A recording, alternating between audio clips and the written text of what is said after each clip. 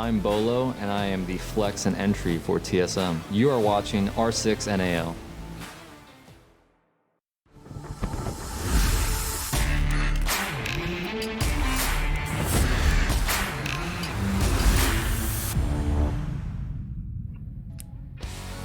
All right, ladies and gentlemen, welcome back, and what a way to start our day with the redemption match of Iconic and Disrupt Gaming facing off and unfortunately losing against Sonics. But this matchup right here, I was so ready for. It's going to be TSM versus Beast Coast. And fellas, I know you're so excited to break this down, so let's introduce our new team for a moment. It's going to be the champions, the team that was just on top of basically everything towards the tail end of Season 1 last year. It's going to be TSM and Jesse. They're on top, yes. They're champions, they won the last major. How good is TSM really from someone tuning in for the first time? Alright, TSM gets a lot of hype in, the Rainbow Six community. They're the most popular team inside of North America. Bolo is one of their best players, and he's a huge content creator. And I think some fans look at this team, they're like, well, they're overhyped. They're not that good. I'm sorry, they are that good.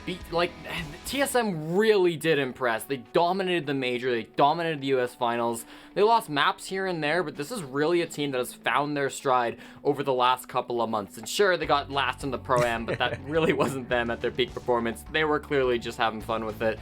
So this team's really strong. I think the biggest strength of TSM that people don't really talk about is their coordination. Yeah. It's their teamwork. They've got great individual players, but they're not replaceable. You can't just sub out Merc for Hyper, for example. It wouldn't work because the chemistry's not there. The way this team moves on attack is unmatched by any team inside of Siege. I'm gonna say it. You actually have a point there. The scariest thing about TSM when you're on defense is that you're gonna have Bolo on one side of the map and Merc on the other, and there's no game plan to really stop that, right? But Jacob, looking at this team, we talked about the best players, the scariest players on it. Well, at least some of them, right? For the others, they have made no team changes. There's been no big changes at all, period, when it comes to this roster. How important is that for consistency to dominate NA? Well, it's something that a lot of North American teams sometimes get flack for, as moving a lot of players around on their lineup or trying different people out and it not working. But in the case for the teams with the most success in NA, it comes from when you stick with the same lineup for a really long time. Space Station did that for the longest time up until recently, and now the mantle falls on TSM, having the longest standing roster of anyone in North America, and they've kept that consistency going. When we had Stage 1, but that was all online from last year, then Stage 2, when we had the November Major on LAN and the US Finals on land, that's when you start to see all of this stuff just glue together. It just meshes. There is so much cohesion in this team. It's kind of ridiculous to think about how you can break them apart because they've had so much time to work on themselves, and the results speak for themselves. A lot of second place finishes last year, but they broke through at the very end, winning that November Major and that US Final. Jacob, so clearly they're doing it right. Don't stop now, man. So while you're on that point, I actually wanted you to recap last season about how TSM looked, how they started, and what's the expectations for this season? They were the silver medal team in North America. A lot of second place results, both in tournaments and in overall league play. So they almost had a lot more victories than they did under their belt from last year. They only walk away with 2, but they walk away with the 2 that are the most recent and the most impressive. That major victory especially was the first time that we were able to play on LAN for several months. They played at the Invitational, then there was I'm trying to do the math in my head, a 9 to 10 month span until they were able to get back on LAN and play in the November Major, and they win it in very handed fashion. It's nice when you're able to make the transition back from online to offline play, and TSM showed that in droves that they can make the adaptations, really quickly. Something else to point out on TSM's end is because they haven't made any of those changes recently, they've also been able to make a couple of role swaps if they feel like they need to. Some players maybe, if you're not really comfortable in the way that you're playing together, then the idea isn't necessarily, oh, we need to replace one of these teammates and get somebody else in who plays a specific role. All of them seem like they're able to really move and adapt on the fly. Remember when Geo came onto this team forever ago and everyone was like, wait, you're gonna put Geo on hard support? But he's finding his groove, and everyone on this team seems like you really can't stop the amount of synergy that they have. You're definitely right. And Jesse, you know a lot about this team. Let's flip the script for just a second now. It's always fun and great to talk about team solo meta, right? I mean, prestigious. Or you got Bolo. I mean, the team is perfect. But on the flip side, There's a brand new team here in the NAL, and it's going to be Beast Coast. Now, with them being new, what can you tell us about them and their mentality for day one? Yeah, well, I'm so glad you asked this because I got a chance to sit down with Ghost just the other night. We had a good conversation about the team, what their expectations are, because let's not beat around the bush here. Beast Coast are coming in at a massive disadvantage against TSM. They've got 4 rookies on their team. They've got, the best team in North America up against the very first matchup. It's on LAN. I mean, it's incredible. This is going to be a tough game for Beast Coast. But I asked Ghost, I'm like, are the guys nervous? As the only player with professional Tier 1 experience, how have you been guiding them? How have you been helping them adapt to this? And he said, you know what? Yeah. The boys are hyped. Like, they're really excited to get going. They're not nervous like I was. This is Ghost speaking. Back when he first, played in Tier 1 for the very first time, he says that these guys are really excited to prove their stuff. A big thing he said is that the fact there's no crowd really does make a difference for them because sure, they're on LAN, but it's not the same tournament feel, and so it's going to be easier to adjust, he thinks. And I'm really excited to see if they can keep that momentum up and really make some big plays. Oh, you got that right. And Jacob, everybody knows out there, I'm the king of always rooting for the underdogs, right? And if I remember correctly, last season, TSM's first game was against Tempo Storm, where Tempo Storm almost came away with the win as the underdogs in that matchup. Now, you and a lot of people out there believe that Beast Coast in general is going to be an underdog team here in the NAL, especially coming up from Challenger League. Why do you think that? Why do you think that, man? So here's the deal. The Tempo Storm game actually is a good example of the team that you don't expect to win almost pulling it out at the last minute. But the problem here is that there were 2 teams that came up from North American Challenger League from last season. Rent Free was the team that won the entire league. Now they're known as XSET, and they have a couple different players since then. But Beast Coast were second. XSET defeated Beast Coast in that Challenger League finals matchup in order to get an opportunity to make it to the NAL.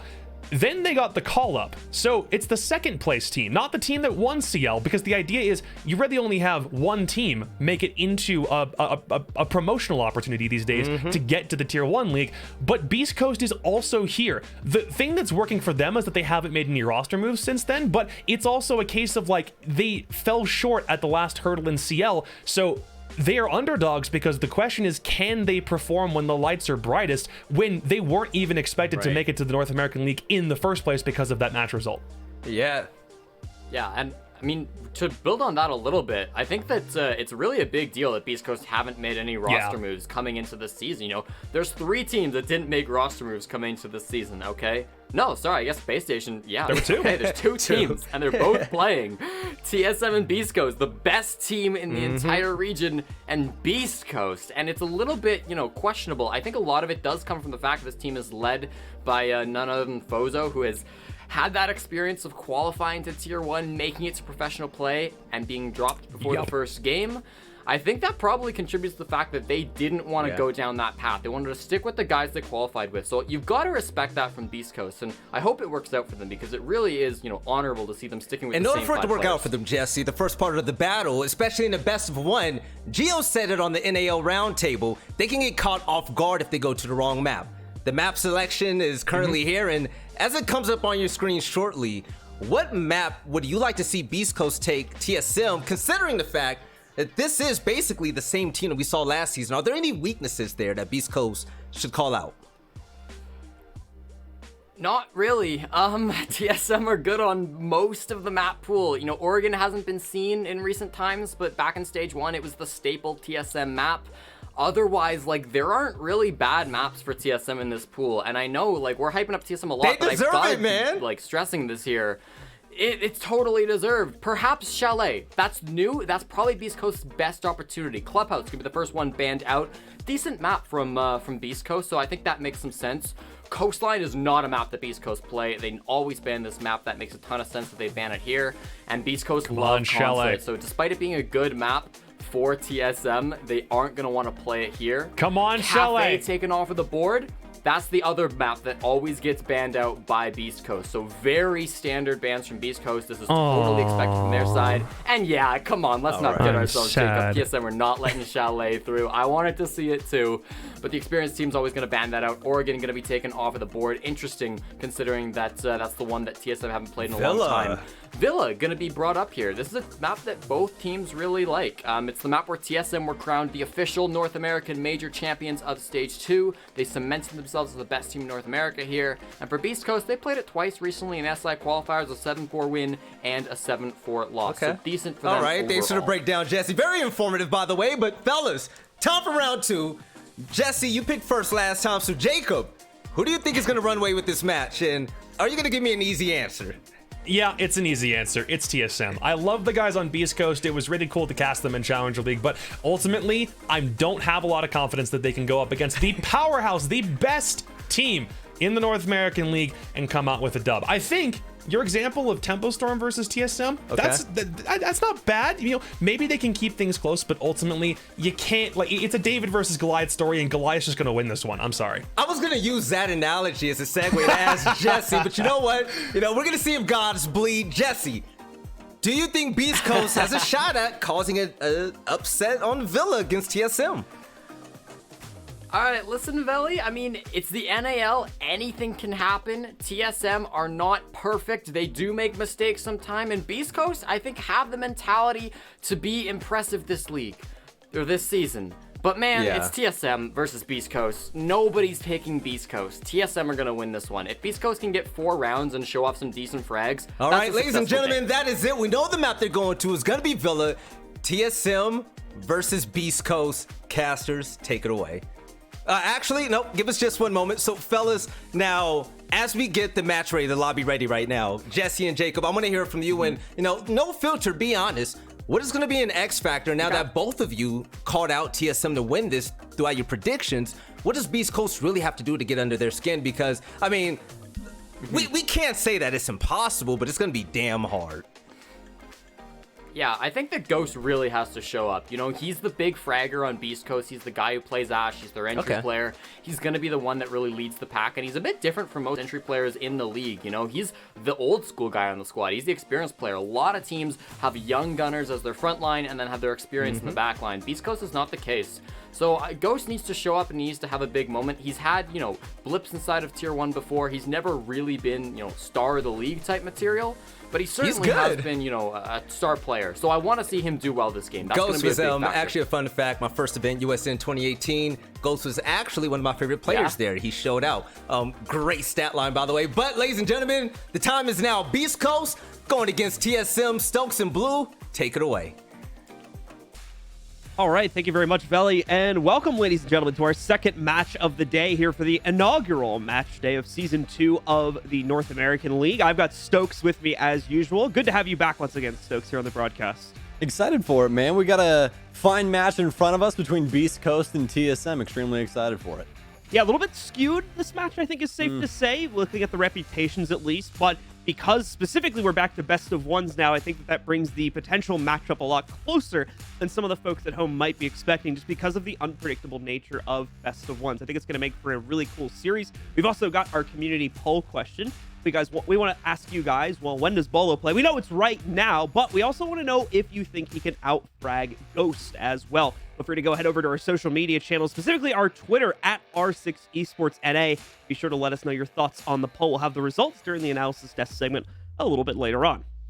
Should be a pretty good question to pose to the crowd, especially since TSM didn't have the hottest DZ Pro-Am, but really what does that matter after what we saw in that previous matchup? But we got this matchup in front of us, John. Why don't we get into this? Beast Coast versus TSM. As you said, there's a lot of factors here to take into consideration, especially on Beast Coast side. A little bit of a variable coming in here up against TSM.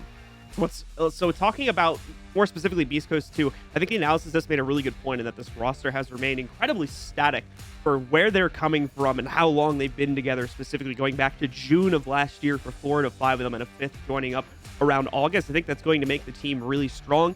A lot of personal cohesion being built up within that time, and I think it's going to reflect very well for their first match coming up to a division like this, where, again, like I said at the beginning of the segment, a lot of people probably expecting TSM to win this match handily, but I don't know if that's going to exactly be the case because of how long this team has been around, probably how much, things like scrim experience they may even have against Tier 1 teams at this point, too. I think they're going to be a force to be reckoned with in this match against TSM, and it's going to be a lot closer than people may be thinking. Yeah, we'll have to see how it goes. I'm excited for it, especially from what we saw from Beast Coast in the recent tournaments, especially with Beast Coast up against Xset, because Xset really brought it to Beast Coast inside of that matchup, and I just don't think BC was exactly ready for it, but now they have an opportunity to kind of wash that away and prove that they can indeed compete with the big dogs. Now, talking about some of the benefits for TSM specifically, obviously, massive amount of experience, already has experience playing on LAN as well, so we top that on top of each other. We're going to Villa too, which I'm not too familiar with the Beast Coast map pool as they're just coming up to this division for the first time, but looking at TSM's, I know that Villa is a very comfortable pick for that team. And on top of that as well, just personally for some of the members of TSM, I look at Geo specifically, but I know there's more than that too. It's a really comfortable map just for those players as well. They know how to abuse the roam game on defense. They know how to approach attacks, be able to counter out some of the early roam strategies that can often counter out good attacking strategies as well. So Beast Coast are going to have their work cut out for them, to be sure, in what is absolutely sure to be a very intense best of one here. Absolutely, and I think your analysis of TSM is just so spot on. With this roster that they've had for a little while now, they just dominate every stage of the game, all the way down to the clutch factor as well, with Chala coming into his own as of late. So, I mean, really, what is the thing that you can abuse when you go up against TSM? It's not like you can get aggressive and in their face. There's way too many gunners on that squad. You have to do it through other means. So it's up to Beast Coast to try and figure that out. But I'm excited to see this roster inside of Pro League. A lot of these players have, this has been a long time coming for them. Just very cool to see them at this stage, especially here at LAN. Yeah, that's the big key takeaway for this today as well, right? Is for a lot of these teams, like we just saw with their previous match, it's some of their first time stepping into the LAN client potentially and getting to play on it for the first time. Beast Coast being the major example there. So it's going to take probably a round or two, I would say, for maybe some of the players to kind of get used to it, because it's even like a different game feel when it comes down to things like how you're aiming and whatnot. So that may throw them off a little bit, but overall should still see much better play out of these players because we're on LAN over the long run of things, compared to obviously if we were just playing things from home with a bunch of variable ping potentially being thrown into there. One guy's got 50, the other one's got 20, meanwhile the other team's all got 8 ping, like that sort of thing. Not a problem here. Everybody is on the same level competitively, and I think it's going to make for some really good matches, as of course we've already seen many times in the past, back in a time before 2020. Whoa. Let's not get any ping arguments here, okay? Better slow it down on that one there, John. But, well, we're getting the lobby filled in now, folks. Everybody just getting done with their warm-ups and everything. And then we'll have Villa up on deck for you guys very shortly. Beast Coast and this organization has been inside of Rainbow Six for such a long period of time, repeatedly getting some CL rosters, at one point in time being in PL previously with another roster. They well, at that point in time, soon to be Cloud9 with Goddess, Foxay, Laxi, and so on and so on. Just, really cool to see these orgs dedicate themselves to a game like this, and really appreciative of Beast Coast sticking around for such a long period of time. Yeah, obviously, as Stokes has mentioned, we had what would become the Cloud9 and then eventually OXG roster had picked up for the first Beast Coast roster there. They then kind of faded away from the scene for a little bit and came back. I believe it was the middle of last year, if memory serves me correctly, when they picked this team up back at the beginning of CL, and I've been supporting them the entire way through. And like I'd already mentioned at the beginning of our segment here, this roster has remained relatively the same going through that period as well. So this is a roster that Beast Coast has been supporting for a while, and they got a really good opportunity a couple months back to now join the NAL and get to face off against the best of the best here in North American Rainbow Six Siege, and as well, as we've mentioned a couple times here, get to play this on LAN too, which is an honor in and of itself. Got to relocate all their players to Vegas as well, which I'm sure was like a massive treat for the Beast Coast roster as well, getting to get everybody together, especially amongst the pandemic and whatnot, getting everybody grouped up, into one house, being able to learn all that you can in that sort of environment. It's a really good thing to see, and I think is ultimately going to improve this team over time, as it should be for all of our teams now that we've got them out here. Absolutely. Synergy inside of a team household is just built so much easier, because it's one of those things where you have to live with those people. You understand more about them. There's going to be things you like, and obviously there's going to be things you don't. That's just how it is. But, it makes it to where you're closer with that person. You guys can, talk about indifferences amongst the team and really what's been going on. With certain plays and things like that. If you have issues, you guys can actually just talk about it instead of getting angry or whatever else. So that's some really important things when it comes to team synergy. We're just waiting on 4 people to get in the lobby, folks, and as soon as they're in, we're going to launch this game. I promise you, I am not holding back the S key. It is not me. Pinky promise, okay?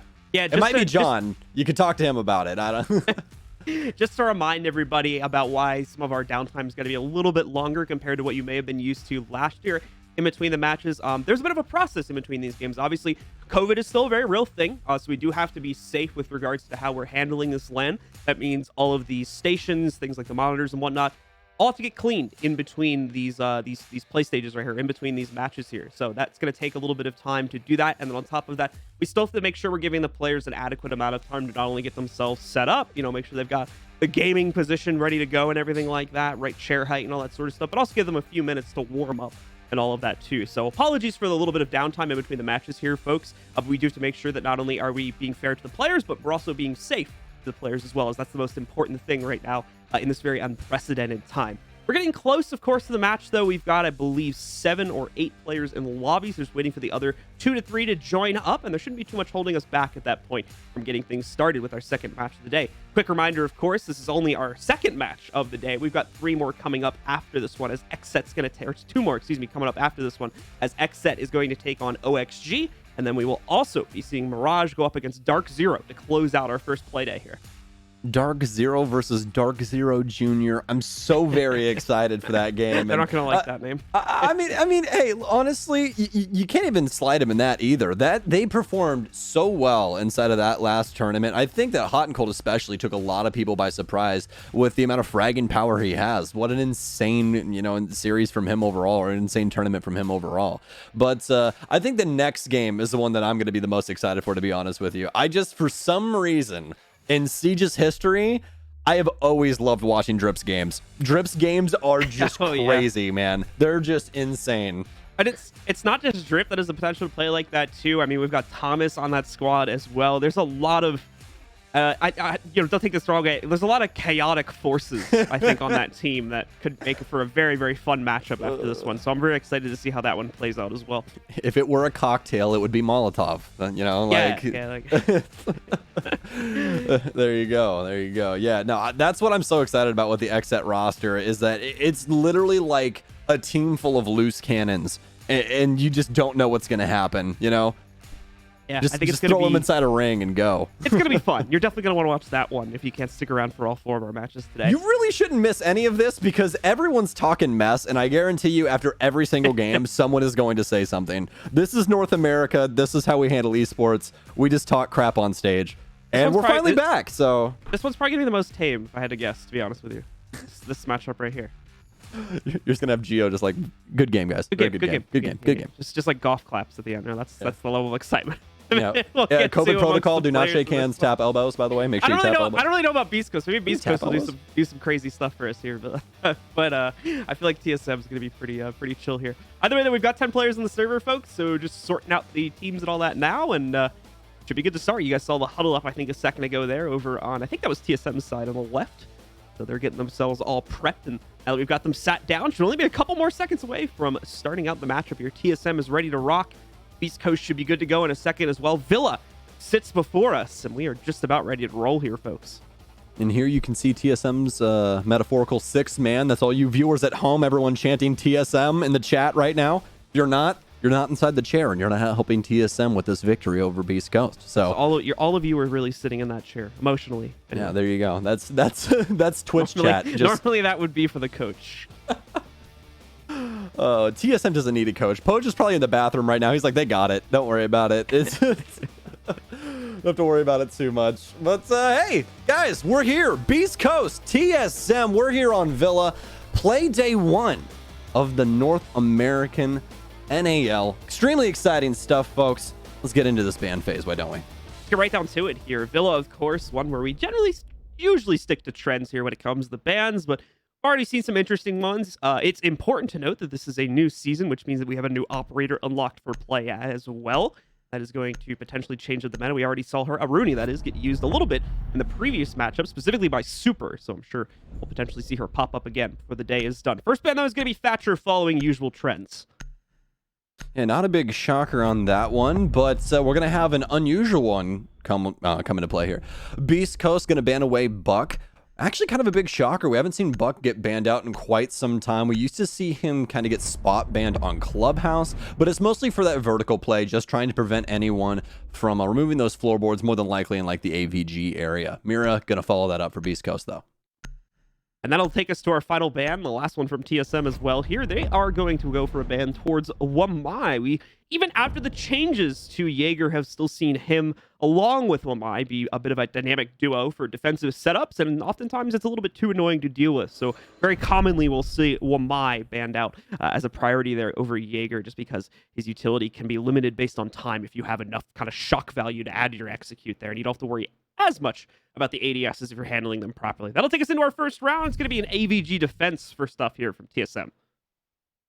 Exciting stuff, but, you know, nothing out of the ordinary that we wouldn't expect from anybody here playing Villa. We're already going to have a 6-pick come in off of the Oryx, but probably expected by a lot of you at home.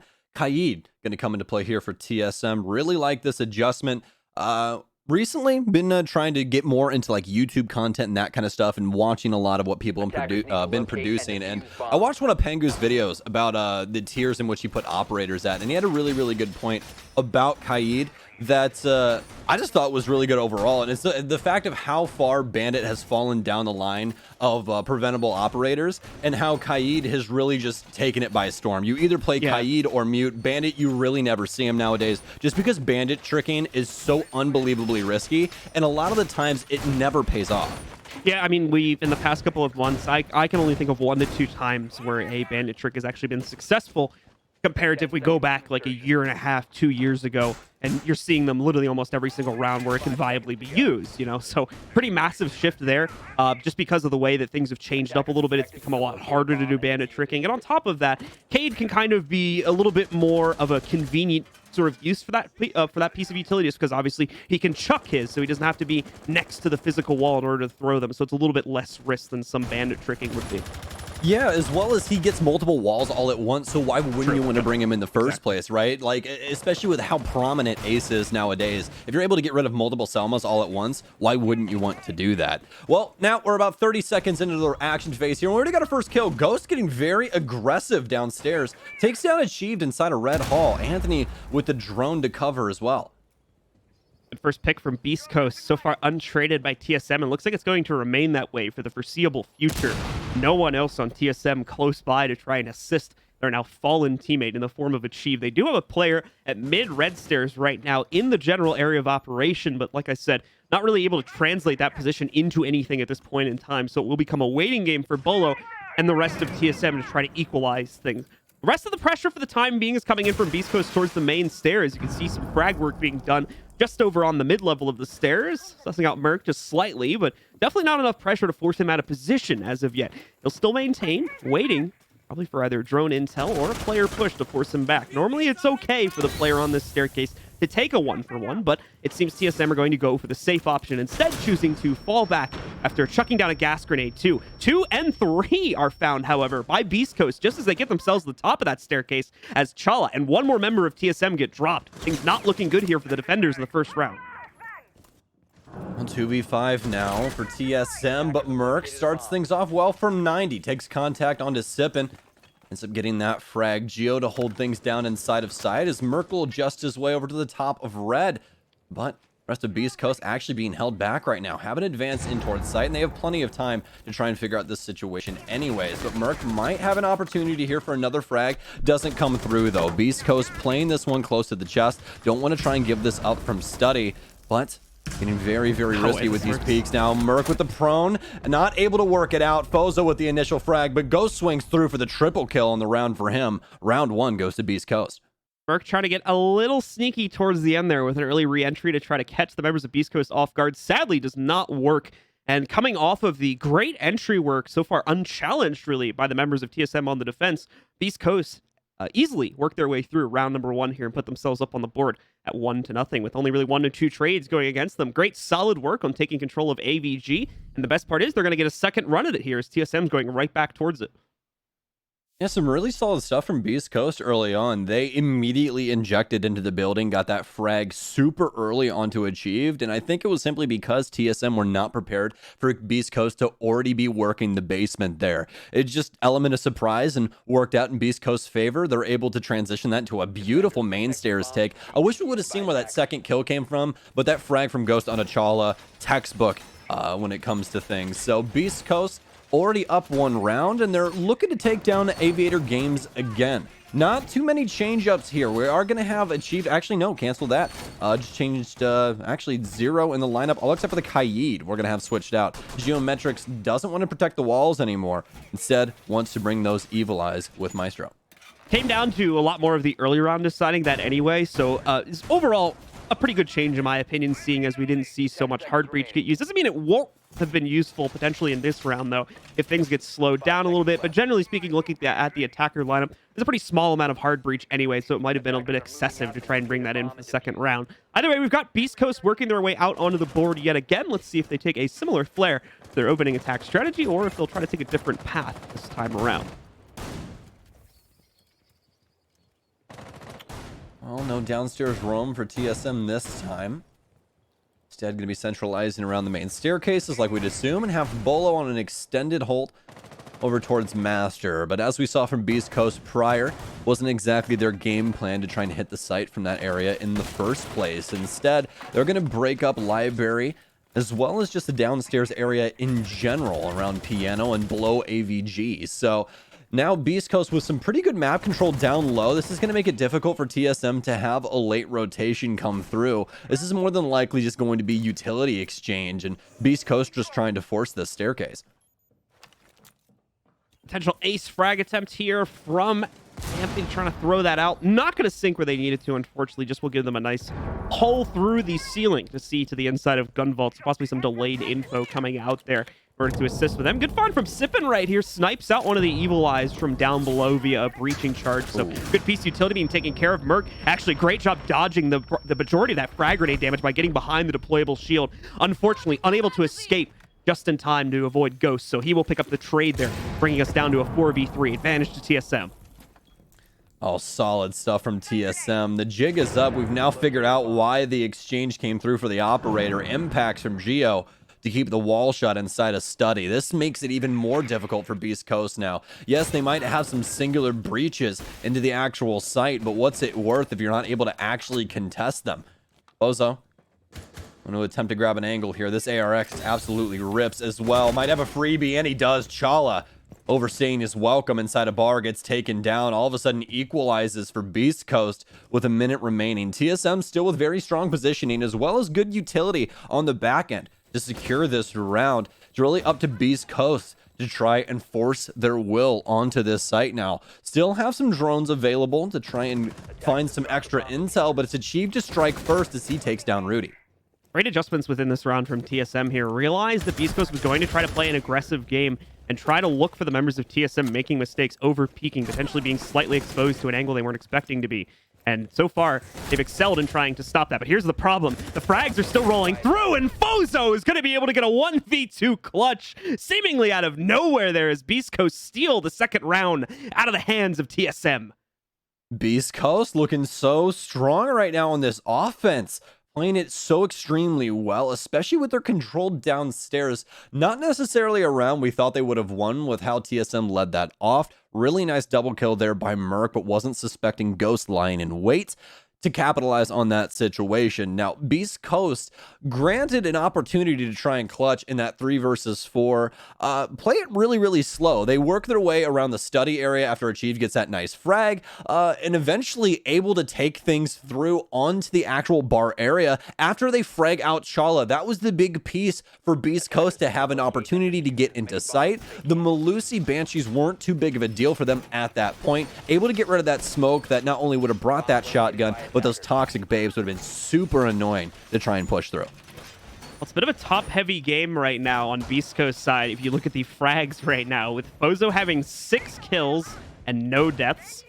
Ghost having 4 kills, and no one else on the team having any kills. So a little bit of a weird scoreline right now, but Beast Coast are making it work by slowly picking off the members of TSM one by one, draining those numbers down, at least in the last round. Having some great clutch potential come out there from Ghost as well. The question for me at this point is how long can that keep up? Because as I said, it is relatively top heavy. So we'll have to see if TSM is going to be able to find a counter to this by either taking out those power players earlier on or by stopping the momentum in its tracks entirely, as it seemed like they were getting closer to doing on the previous round, but faltered in the late round. Exactly. It was so very close. I honestly thought TSM had it as well. But again, John, look at this. Beast Coast works the map so fast, in fact, that they're killing their own teammates. They're already planting. This is Beast Coast. They're doing is exactly the logo is of this org. They are crashing on TSM, forcing this site back. TSM doesn't have a chance to try and slow them down. The utility isn't in place yet, and now TSM have to try and fight back. They get a frag from Merc, but Geo gets downed inside a site. Ghost still playing inside of Laundry, has a beautiful cross here, but they might see the barrel of his gun sticking out of Laundry. He gets aggressive at the right time, takes down Achieve. They'll revive Geo though, down to a 2 versus 2, but great post-plant positioning from both of them. Rudy takes down one. Merc has to get aggressive on a singular angle here. He's able to get the fry on Ghost, but is the cook actually in the kitchen? That's the real question. No, he's not. Rudy with the AK-12 takes him down from outside, and Beast Coast is looking more like Best Coast. Right idea from the clutch player on TSM, just not the aim to close it out, as Stokes was mentioning. Beast Coast absolutely shutting it down. New year, a new meta, it seems, as well, at least for that round, as Beast Coast quite literally rushed their way in through Laundry and I believe the pantry door. That 2-push combination completely overwhelms the site and leaves absolutely zero room for TSM to do anything about it. Now, it's unlikely we're going to see that strategy again anytime soon, but it's worked its effect brilliantly as Beast Coast has suddenly stolen another round simply over the course of 1 to 2 minutes in what's normally a 4-minute round in Siege there. So really good stuff from them to not only, have the thought pattern to actually make that kind of a play, but to have it work so well as well. Great stuff from Beast Coast so far in this match. Really impressing me against TSM. I mean, why would you have to worry about utility if you just go around it? Yeah. You know? I mean, we had the Aruni get picked there. I was about to talk about the gates and how that was going to change up that round. It's like, nope, they're rushing the site. Okay. Actually crazy. We actually haven't, I don't think I've ever seen personally a team that just literally flooded pantry, and that's actually such a good idea for kitchen because of that exact fact. If you're able to get enough people in and you get the 2 site players dead, you remove whatever's holding the single panel wall for pantry shut, you Selma it open and he just holds the cross and you flood into dining. That's actually crazy. Such a good play there by Beast Coast. But hey, now TSM to answer. We've went around the site triangle. We're back to AVG here, folks. 3 rounds so far for Beast Coast on offense. TSM has an opportunity, though, to make sure that this does not go unchecked, and they try and bring this back with 3 perfect rounds in a row to try and salvage this defense. Let's see if TSM can make it happen. We have the extended roam game deployed to a pretty big extent within this round here. You can see Achieved kind of off on his lonesome here. This was the problem back in round number 1, was this player, I think it was Achieved as well, got picked way off on an island with no way for anyone on the team to be able to trade that back. And that was kind of the beginning of the very slow downfall that would trickle in throughout the rest of the round there for TSM. We'll see if they can make up for that now, or they're going to be able to potentially deploy themselves a little bit better here. I've seen them do this a few times now where they have this delayed breaching charge to get themselves out into that red hallway. So I want to pay more attention to see how that potentially plays in later on here, as they still have to try and find that Achieved, who is very, very close to the 3-man team from Beast Coast, currently clearing the main stairs. And if they don't realize he's here soon, well, he's going to jump into this, and there you go. He'll start to frag out. First one picked up by him. Merc jumps in from the stairs. He gets 2 for himself. Number 3 is a good possibility here, too, as there's still another player at the main door, as well as the study door upstairs. This is the strongest round we've seen from TSM so far, but oh no, Fozo and a utility flurry gets caught up, and Merc finds the triple kill. 5 versus 1 right now, a clutch opportunity for Rudy, but I don't think he's going to get too far, and he won't. Geo takes him down. Flawless round for TSM's first defensive round win, and what a way to set pace from Merc there. My God. Yeah, a very much needed win from TSM2. Things were starting to worry me a little bit there that we might end up with a bit of a Beast Coast, kind of run over in this matchup, with TSM not being able to get much going for themselves. Seems like that's not the case, though. TSM finally get a lock on how to handle this early Beast Coast aggression, especially over towards the main stairs there, with the lurk from Achieved, and shut it down quite handily after executing upon those players. Now it's time for Beast Coast to respond, bring us something a little different maybe, as we've got another upstairs site defense coming up here as we head to the other side of the building for trophy and statuary. Well, it seems as though TSM has finally found the answer to Beast Coast. So, the ball now in Beast Coast court. What do? Well, it seems to be a double down of sorts. We're going to get rid of Ace. We're going to go away from some hard destruction onto the statue trophy site, which is one that we usually, like 99.9% of the time, see hard destruction, and go to Lion, which is somebody that we don't talk about a lot unless we're playing Coastline, but he's here now. So for this lineup, this is just overall extremely annoying, but the thing is that they don't have hard breach to make new lines of sight. That's going to be the big problem here for Beast Coast, so I'm assuming that this is once again going to be some sort of a flood / rush strat. 5 seconds remaining. Let's find out if that'll be the case here as we do the line in play. Diffuser in hand as well here, so let's take a look at the opening route for Beast Coast as TSM sets themselves up in a very much expected way to defend the trophy and statuary sites. Nothing really incredible happening on their side for their setup here, but take a look and see if Beast Coast is going to show us anything different once again, as we've got 3 players potentially on the connector window here that will more than likely, I would imagine anyway, deteriorate away from this point, and we'll see them execute differently, and this is just for their drones, but after that round in Kitchen before, I'm not holding any judgments, especially now that we got 2 players maybe ready to hop in, and there we go. Sipin's going to take early control. Chala will immediately shut this down, though, as he has the position for the cross. Anthony goes down. Another player eliminated as well. Rudy dropped to the floor. Fozo also taken out at the very same window. The entire strategy crumbles in their hands, and Ghost now sits as the only player left standing.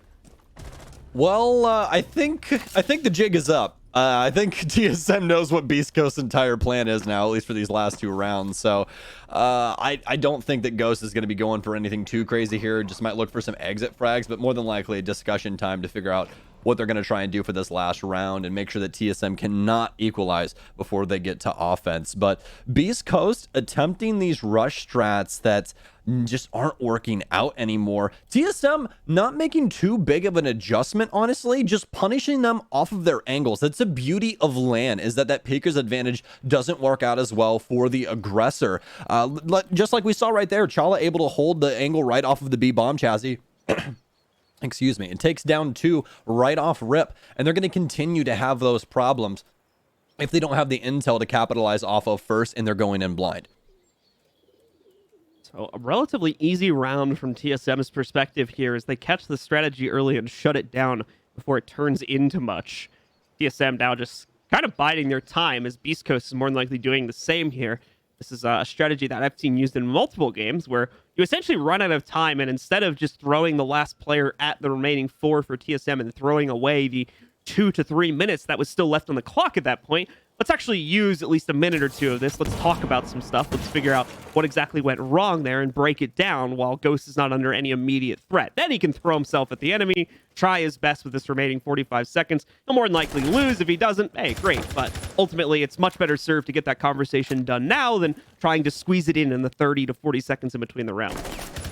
Yeah, as well as, you don't have to use your timeout, which that's also pretty cool. So able to, keep one of those is more of like a tactical timeout if you wanted to think about it that way. But hey, what do you know? Chala from downrange with a beautiful cross towards bathroom takes down Ghost, and finally our round 5 comes to a close. TSM bringing it back inside of these last 2 rounds, and they're looking damn good, man. These defenses coming together, finally shutting down Beast Coast on these rushes. I feel like TSM, honestly, just trying to feel out Beast Coast at the moment. This is a fresh squad. These 2 have never went against each other before. TSM more than likely not exactly playing with their food or anything like that, you know what I mean, but more or less just seeing what Beast Coast are about. They want to understand this team more and just see what they can possibly get out of them. We're going to have another adjustment here from Beast Coast, though. Rudy going away from the Lion, more than likely a good choice since we are going to Dining Kitchen, and last time Ace worked out so well inside a pantry. Yeah, I definitely agree with your point about TSM kind of using, especially these first few rounds, as adjustment point to see how exactly Beast Coast was going to play, because we can see that just from like the theoretical way that TSM was handling their rounds. Bit of an extended roam on round number 1, pulled that back for round number 2 because they lost players, too much in the early round, and then they had issues with the late round. Now adjusted that going into the future rounds. Obviously, round number 3 threw them off a little bit, but things started to solidify as we got to rounds 4 and 5, as we're starting to see here now for TSM. Just a very, very slow process of piecing apart the attacking strategy from Beast Coast. They've done a pretty good job of doing it, but that's not to say Beast Coast hasn't made an impact. 3 rounds of attack is nothing to scoff at, and TSM will still potentially have to deal with that going into the second half, even if they come back and take this 3rd round. Exactly. It's nothing to scoff at all. And the thing is that it's literally just a difference in strategy. That's really it. Like TSM is setting up all of this upstairs to try and put Beast Coast into a bad spot if they want vertical control, but Beast Coast are simply opting out of it. They're not taking it. They'd much rather just hit the site and try and get a plant down, and that's why that continually worked, is because TSM are still setting up all of these things. That's the traditional thing in Siege. You go for the map clear. Beast Coast are going about it, and not a improper way, just a newer way rather than how teams traditionally do it, with a lot of these rush strategies actually working out early inside of their offensive rounds. So looking like much more of a traditional upstairs clear here coming in, at least off of the initial stack from Beast Coast. We'll see if anything crazy gets changed up here as we get into the later points of the round, but there's the entry into the walk-in. They're going to very quickly start to work on the reconstruction projects up here too, but not before taking quite a bit of damage on Sippin right there, as he's pushed to sub 25 by the player holding on the inside of Astro, more likely being Merc here, and he's ready to go for another one, as the angle for it. No luck this time on trying to find some winners on the damage, though. We're going to continue to see that timer tick down with no success on finding the opening frag for either side. Well, after what we've seen in these prior rounds, this is quite the slow mover. But Beast Coast still have plenty of opportunities to clear out this top floor. Utilities looking strong, still good on the drones, but now in trouble as Merc cleans up one with a Nitro, but Bolo actually shot first, taking down Ghost. Beast Coast all of a sudden in a predicament. Anthony, though, finally getting a refrags. Merc's taken down inside of Astronomy. That's top control gifted over to Beast Coast now. Just need to simply get these air jabs down and start working that flooring. These picks need to come in a bold fashion, but it's not happening. Bolo with yet another Nitro cell for TSM, able to bag the sledge upstairs. That's both of the Nitro cells now gone for the defense now. You can see that at the top right, by the way, folks, if you haven't seen our new UI. I know Parker and Kicks talked about it earlier. We now have overall utility counts for each team, which is very nice.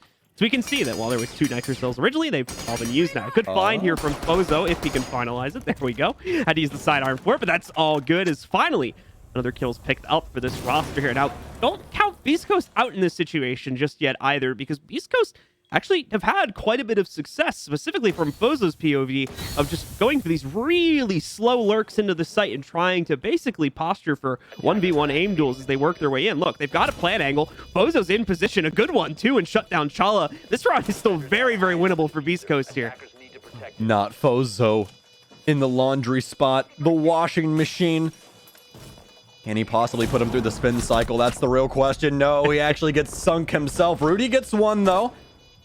Sells a chance to clutch up, and the AK-12 just too nasty to deal with. Achieved. Tries to go for the quick peek. Try and get some intel. Doesn't work out for him. Beast Coast with yet another clutch coming through on their offensive half. Great stuff from them.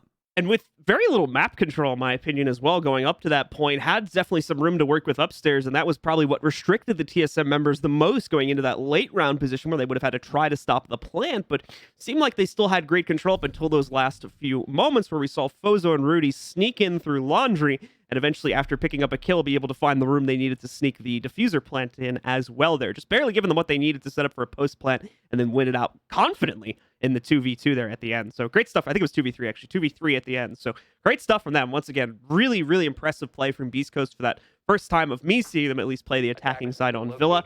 Now it's time for TSM to see if they can bounce back, as they need 5 rounds out of 6 on this side in order to close it out in regulation. It's so impressive how Beast Coast just doesn't slow down no matter what the situation is. The only time that we saw them get their foot off of the gas was when Ghost was inside of that 1v5. That was it. Otherwise, Beast Coast are constantly moving around the map, using utility to clear areas, forcing TSM back in spaces, trying to make plays. It's really, really well done from Beast Coast overall. Again, those rush strats not working out the greatest, but when it came down to those rounds that Beast Coast truly had an opportunity, they ran away with it and were able to take every single chance they got and convert it into a round win. And that's the biggest thing to take away from Beast Coast right now, especially since we've actually seen TSM adjust, right? Like those earlier rounds, TSM were, as we were talking about, kind of feeling out Beast Coast, seeing what they wanted to do with the offense. But then in came the adjustments. TSM able to get 2 rounds off of Beast Coast, continuing to try and force the rush. But as soon as Beast Coast goes away from that, they're yet another. I think that this squad's looking extremely strong right now, granted what we saw here on this offense in Villa. Time to see what they can offer us for the defensive half, though, as we are already well into the first round of the second half here. TSM still working on getting their very, very initial bits of control, and see, unfortunately, we're going to have one of those Yana drones get caught out by the Soraya gate as she tries to swing it through over to the top of the stairs. So got a quick preview of what was sitting there, and actually probably didn't get to see the player on main stairs, but the drones have almost certainly spotted that out by this point, so they still have a good idea of what's sitting in the wings if they're not too careful about their approach towards this position. Well, TSM attempted to be surgical with this. Finding some good intel over towards the main stairs, but this is more than likely already known from the Goyo shield being here. But now Rudy with a lot of pressure from the staircase. Bolo with a pre-fire as he forces his way up main as well. Takes him down, and all of a sudden TSM with some strong map control early into the round here. Beast Coast has to try and find something in return. Anthony still trying to see if he can maybe scavenge a frag or two outside of the study doorway, catching a rotate from TSM, but nothing to be found there this late in the round, it seems. The majority of players already moving their way, and that is, of course, until just now, and Anthony does, in fact, get himself a potential exchange from the inside. We'll follow up more on that later, though, as other players from Beast Coast are starting to rotate back from their extended and/or roam positions to really bunker in on this site with the remaining 4 that they have. It's going to pay off as well. Ghost returning nets them their first trade as he's going to be able to take down Bolo, but many, many more players from TSM sit right at the gates to this site, ready to breach over the next few moments. And this is getting so risky for TSM. The utility is so strong on Beast Coast, and they have so many angles to worry about. TSM continues to fall victim every single time they peek. Already 2 TSM members down when they were inside of a 5 versus 4. Adjustments now for TSM. Finally able to take down the 90 player and have some strong positioning over towards red. Chala has an opportunity to take down one more in sight, but he has no intel on Anthony's positioning. Not going to have an opportunity there, but we're going to have some major problems over inside of Bar since Ghost still has so much utility. Chala's been downed inside of Bust as well. Achieved has to make a mad dash for him. He goes for the pickup, but is there any chance for him to try and shut them all down right now? Anthony gets one, another one on the map table. Anthony desperately needs help from his teammate. Ghost, where are you at? Geo actually gets down from the smoke. The Hail Mary Toxic Babe saves Beast Coast round as they claim their first one on defense. I was looking close for a minute there, too. Anthony, unfortunately, pushed into a corner. Couldn't really do much, as we saw. Primary runs out of ammo really quickly there with the Roni, and then his sidearm obviously isn't doing much to force the player at doorway back, on top of the fact that he can't fully swing to stop the plant, because that would mean the player at door immediately kills him. So, as a result of that, have to rely on the teammate assistance. Thankfully, that last-second smoke grenade comes in to clutch things out and interrupt the plant post-zero timer, meaning that by default, the defenders will end up winning that round. Beast Coast keeping the train rolling here, 3 rounds ahead of the current U.S. Division champions for last year anyway, and only 2 more rounds away themselves from closing it out here. I really like what Beast Coast is doing with their defenses. Did you see just the amount of angles that they have open for their anchor players? Yeah. It's actually crazy. It's very mobile, too. Like Anthony's position specifically. That dude was peeking from like 3 or 4 different angles every time he tried to take a swing at Study. Yeah, he's got, not only does he have the angles through the floor down to like a piano door into art studio, but he's also got the main door into the actual study. They have that entire wall breached open at the bottom so he can peek off of the single panel inside of planes. And he's also dealing with the top of red all at the same time. Like that positioning right there from Anthony, or his position, excuse me, is more than likely the most important one on that site. He is doing so much there to hold back TSM, and it was just textbook from him overall. But great job from Beast Coast, and looks like we're finally coming to the end possibly of these mouse issues, just getting some things sorted out, folks, and then we'll be right back into this one. Was apparently a tactical timeout called by TSM as well, so that will shift us back into our technical time, and I think after the time allotted for that closes, as there was a complaint, as Stokes was mentioning, from someone on Beast Coast about a mouse issue, so just working on fixing that really quickly, and then we should be good to resume the match. If you are just joining us, we welcome you folks, especially if you're just watching Siege for the first time. Welcome to our little community here. We are in the midst of the North American League. This is our second match of the season, which got started today. And you're watching Beast Coast versus TSM. It's a best of one. Beast Coast is currently up 5-2 on Villa. So, TSM, lots of problems so far up against Beast Coast. These offenses, we're going to give them the benefit of the doubt, obviously. If you walk into some place that is set up like that, it's always going to be difficult because you need so much intel on what is going on before stepping foot in that building. And that's really what cost TSM, is just the amount of angles Beast Coast had set up, and that they were not only set up, but they were also manning routinely. It just ended up catching them off guard because, you know, you cross one thing once or twice and you're like, oh, okay, that guy's just not playing that. You cross it the third time, he's there from like across, you know, wherever else he was playing, things like that. But anyways, I think that TSM, at least on this offense, I feel like they can make some adjustments here to try and handle Beast Coast's play style. I just really want to see what it's going to be. I mean, they've had answers for a lot of teams in the past, and I don't think that this is going to be any different, but I just want to see if Beast Coast tries to, you know, stay ahead of TSM on these defenses and continues to adjust to really keep TSM guessing. All right, well, Beast Coast is ready to go, so we should be pretty much ready to rock as soon as TSM gives us the all clear as well. Bouncing off the topic that Stokes was just talking about right there, I didn't get to pay attention too much to it in the first round here for TSM's attack, but I am very curious to see if the drone presence from TSM is being restricted quite heavily, as it seems like that could have been a pretty major contributing factor in how they were unable to really control the Beast Coast members, and especially the more aggressive tendencies, because they may have not had perfect info on where those players were playing from as they tried to actually push for their executes. Anthony comes to mind specifically on that one, as he was able to deny Yana info quite a few times, obviously due to the Soraya gates being placed in quite a few key doorways, and unfortunately Merc just having to run the Yana drone right through those most of the time in order to at least get rid of them so they could use they could be able to use the door and also get their utility through it if necessary. Attackers need to locate. Absolutely, sir. And guess what? We actually just broke 100,000 viewers on the Twitch page actively, so that's pretty cool. Hopefully you guys are all doing well at home. I know COVID hasn't exactly been fun. Everyone's been stuck inside, but we're all here now. We got a pretty good game in front of us. Beast Coast surprising a lot of people right now. Up 5-2 against TSM. TSM, a long history of success, especially inside of 2020. 2021, not starting off so hot so far.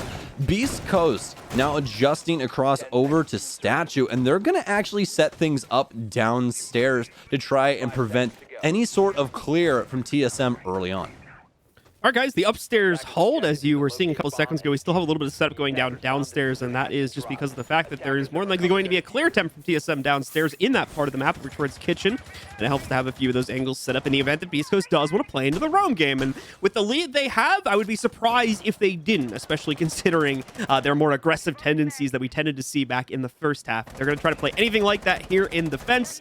More than likely going to see them try to utilize that. We can already see it. A couple players branching out right now, trying to put themselves specifically over in this part of the map, the AVG center of the map, at least the first floor portion of that over by piano here, so that they can try to counter out the early clears from TSM, which are starting to work their way in right now. You can see Merc having gone into the second floor, clearing out aviation as well as study directly behind him, and his teammates will follow suit to clear out the room next to it and that 90-degree hallway to the top left of Merc.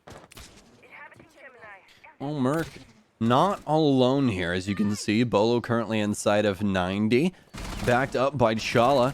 holding down the main stairs, but Beast Coast want to stick around and trying to waste as much time as possible here. Sipping with yet another Nitro Cell going off inside of Plains. All of TSM currently centralized around over here. Merc, what beautiful mechanics, my friend. Takes down Sippin after the frag grenade throw as well. Able to get a beautiful re-peek down low and gets that lead-off frag TSM needed so desperately, especially this early on. That is practically a dagger to the heart for Beast Coast as they're forced back towards site. They still have a lot of variable play going on, though, as still some Beast Coast members are a brew downstairs. Particularly Fozo, but no Nitro Cell for him any longer. Time continuing to tick down here, and Beast Coast still holding on strong despite losing Sippin in the early fight there. They have not given anyone else up yet, and it seems like most of their aggressive posturing has all but died going into this last minute of the round, focusing entirely on the bunker setup and stopping TSM's execute, which they're getting ready to work towards right now. A lot of players building up in the site connectors as well as towards Master, now working themselves in behind the breach they just opened up with their ace there. Geometric's getting that job done. Another great frag grenade going right into Rudy's face. Doesn't end up killing him outright, but does take him into a down state here where he's unlikely to get revived. Chala with the next one to potentially bring the members of Beast Coast down to just 2 here. Rudy is going to be unable to be retrieved. Ghost tries to make an aggressive push, and he too will get cut off along with the last remaining teammate, giving TSM a perfect round here on round number 8. And this is where things get dangerous for Beast Coast. Flawless round from TSM, like you were saying, and it was just so very well done overall. Strong clear from the study side, able to clear out all the utility necessary and confirm 2 frags in the process. Some really strong stuff from TSM. And I mean, really for Beast Coast, what is the answer to that? They really didn't have too poor of positioning. The decision making wasn't too bad or anything of those, things. They just simply lost their ones early on, especially with that one early on with Merc. There's a chance in between that moment, whether you push up to try to take that gunfight or you fall back towards site, and Merc just a little bit better in that situation. He just put Valk in a pretty bad state anyways with that frag grenade flying over his head. It's kind of a do or die situation for him, but nevertheless, TSM are able to translate that so well simply because of how they work the map alongside that utility, especially over inside of the trophy area. East Coast slowly losing a grip over the current situation, but not to a massive extent just yet. Still some time for them to be able to turn the tables before TSM potentially comes back entirely and tries to take the lead away from Beast Coast here. So once again, going to be setting up on the inside of Trophy and Statuary. We'll see, of course, how the early round strats are going to differ, if they'll try to pull back more or extend even further, looking to try and get those early kills against TSM. We're just focusing on the late round as we saw things fall apart for them in the 4v5. TSM are out and about. It seems like they're pretty heavily inclined to push their way in directly either into Master or the first floor kitchen / mudroom area directly below the 2 sites currently in play. Beast Coast are going to have to respond to that in kind by sending their Jaeger down to the basement to roam, in addition to keeping Sippin here in the kitchen connector going back towards the Astro stairs.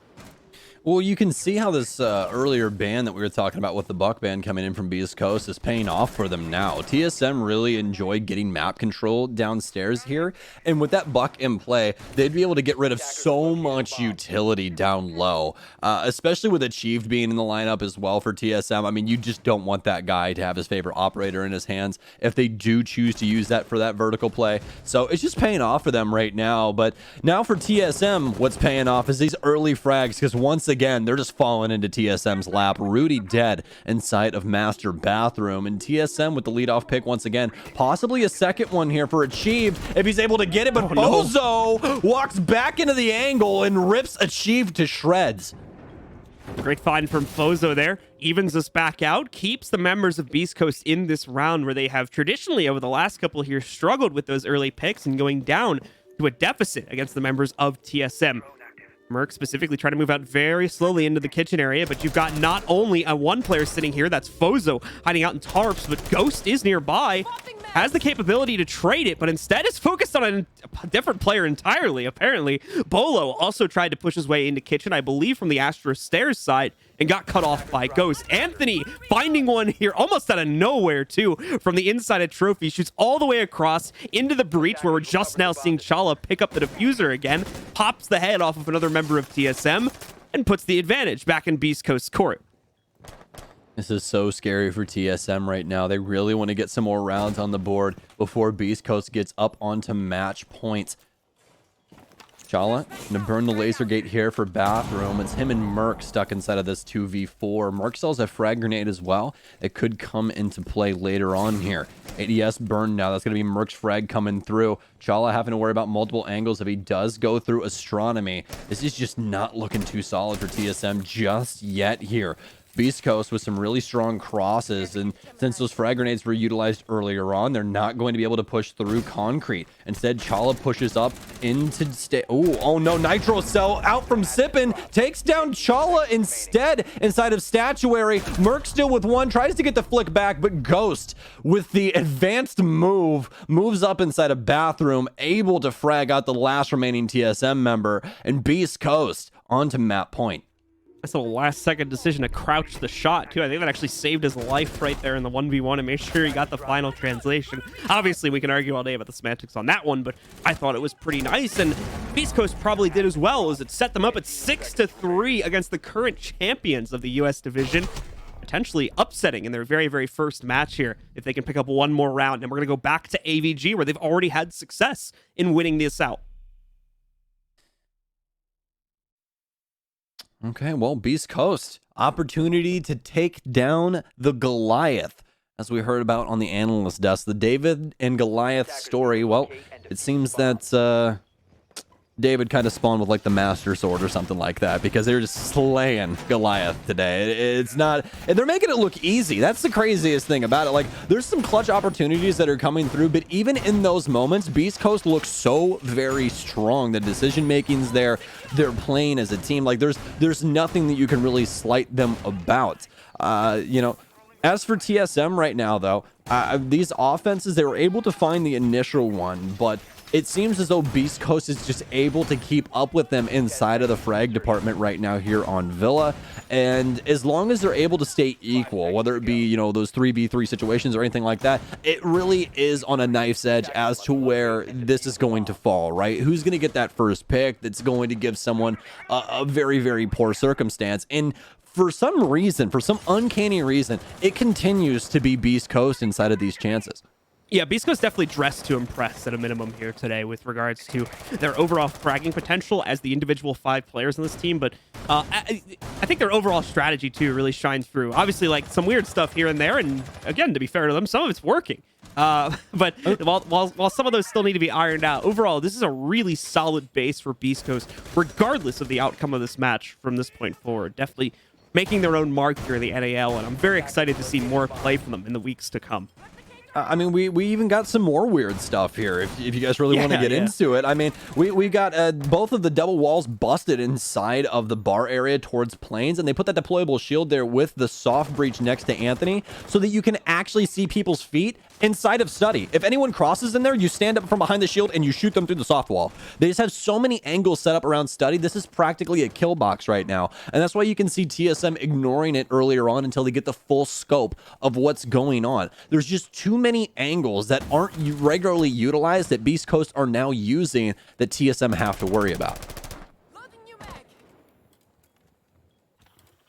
All about half the round having gone by. It's probably our least eventful round as of yet here, as both teams probably a little scared of each other at this point in the game. Beast Coast want to make sure they play this carefully enough that they close it out on this round. And TSM, well, probably just straight scared of Beast Coast at this point here, trying not to overextend because they know how aggressive Beast Coast can play, and they don't want to be the first team to make a mistake here, especially with only a minute and 15 left. You do not want to go down 4v5 and have to try and figure out a way to battle out from that pit here with limited time remaining.